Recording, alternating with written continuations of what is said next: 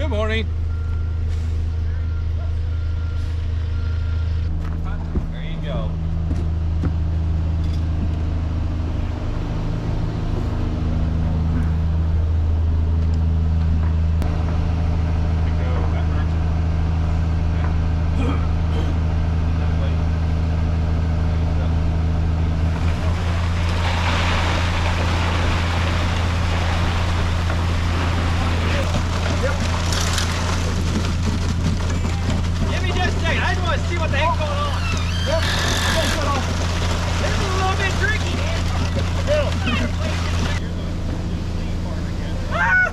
We've got a little mess right here. You got this. Don't go up. You think I'm that tall? Hold the camera.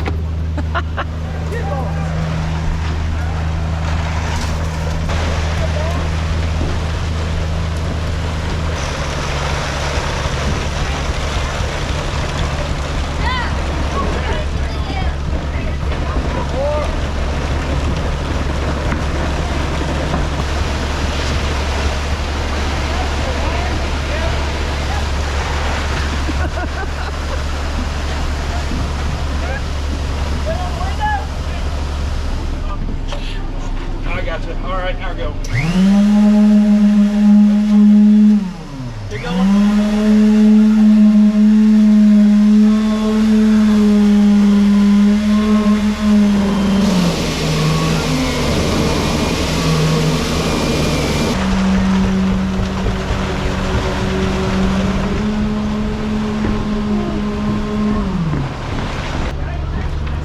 All right, you got that?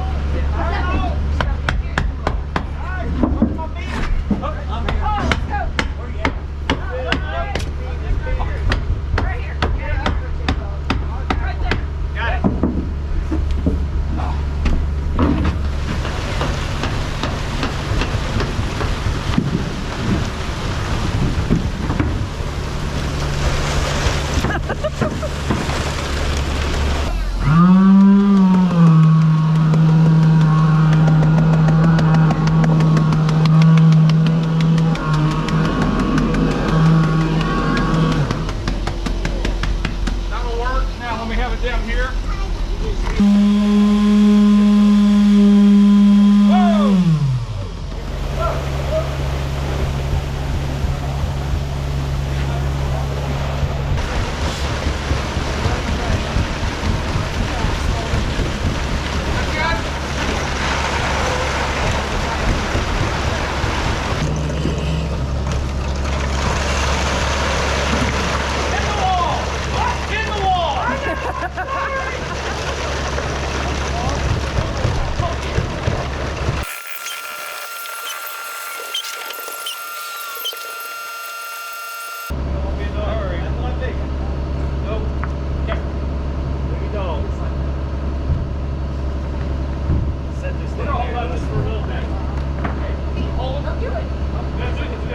Oh shit, we had a blowout. Dang it. Scoop shovel in my pickup, two little shovels. That one is not going to scare you. Right?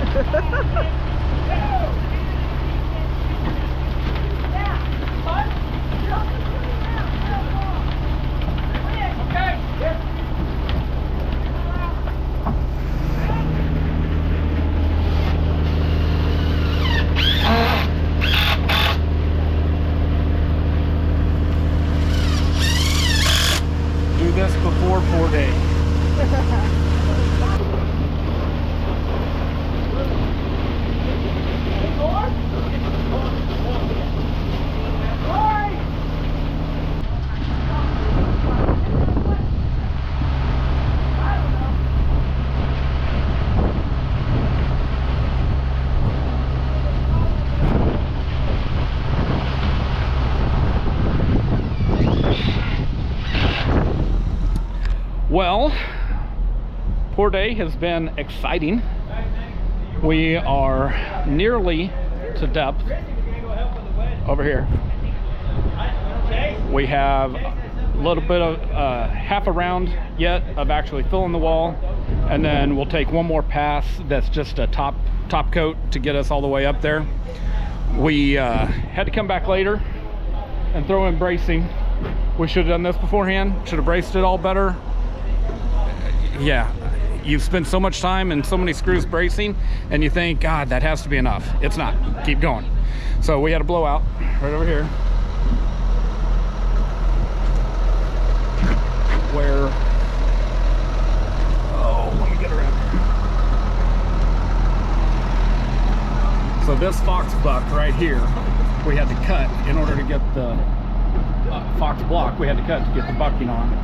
And when we did that, now we got 8 inches that has pressure on it, and it just folded out. And so that's where it blew out. That's where it blew out on the floor. And so then we took the buckets, filled it up, threw it back in the top of the wall. You're on camera, Paul. Threw it back in the top of the wall. I gotta get out of here. And so then we got a little nervous and started checking everywhere. There were a couple other places that were really close to blowing out. And so we started strapping more. And it would have been much easier to strap when everybody wasn't sitting here waiting on you. The pump truck driver, who's been great, the cement truck drivers, well, I guess they've been great. I haven't talked to them. They might be grumbling, but I don't know. Anyway, yeah, it would have been much easier to do earlier, but man, I thought we were good. Yeah, I think I would go all the way around every window inside and out with like long strapping instead of going this way. Just go long all the way around, taking a couple $100 in plywood, and it would have made for a lot smoother of a pour day. But I thought we were good. We were close. It's all good now. All right, bye.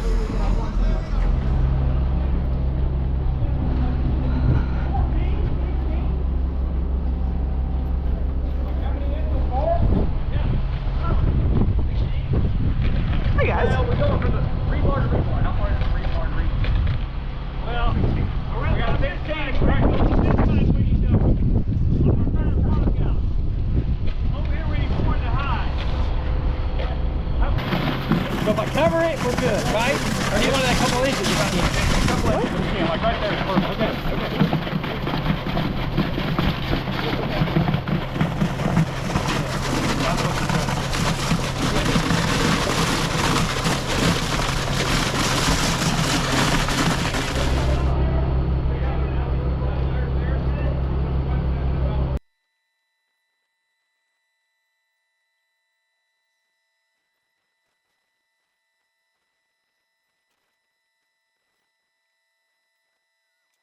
Okay, okay.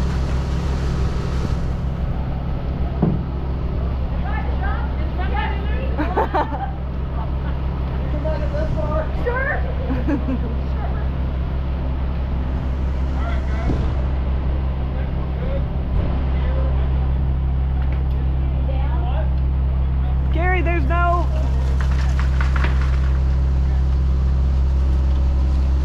That's one way to get down.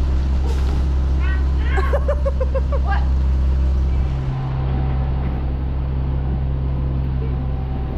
Wait, so are you all done with the walls? Well, shoot! Hong Kong. Woo! Hong Kong! Woo, woo. Woo, woo. We did it, Joe. Yay!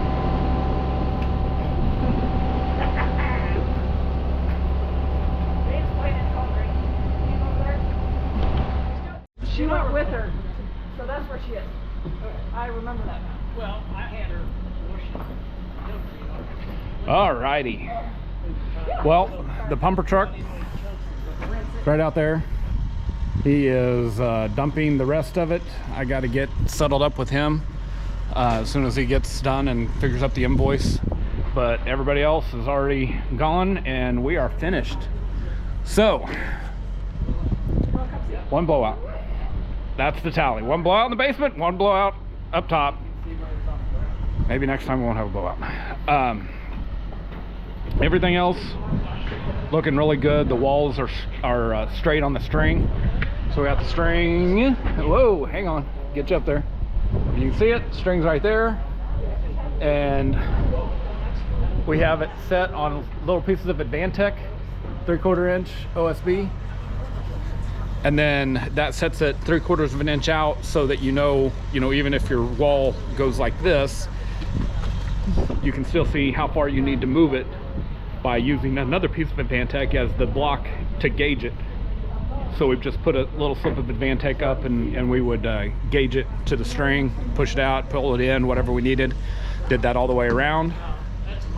And yeah, everything went, I mean, even after the pour, we were only out maybe 1/8 of a quarter if we were out anything. And so yeah, all of that just pushed out just fine. All of our windows, underneath all of our windows, filled up pretty decent.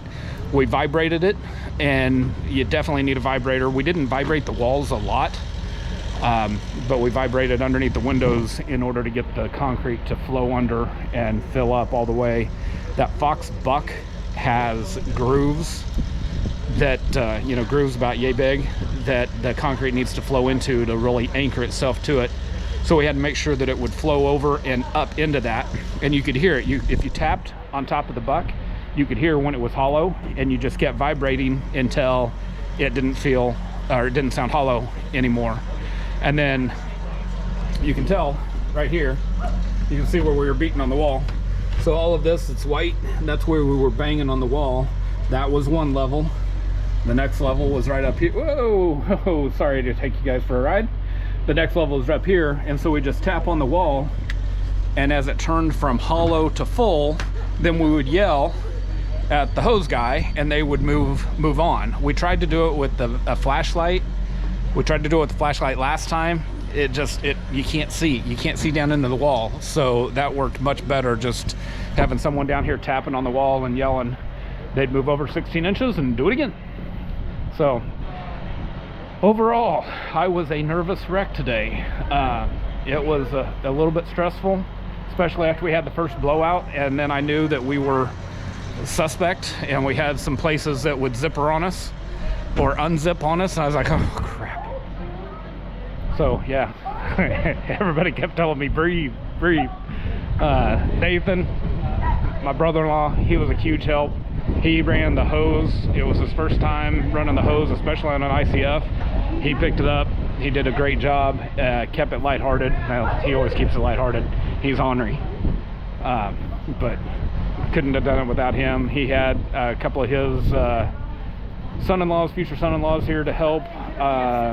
Carrie's dad was here to help us, and then we had some neighbors here that used to partner with dad in the cattle business.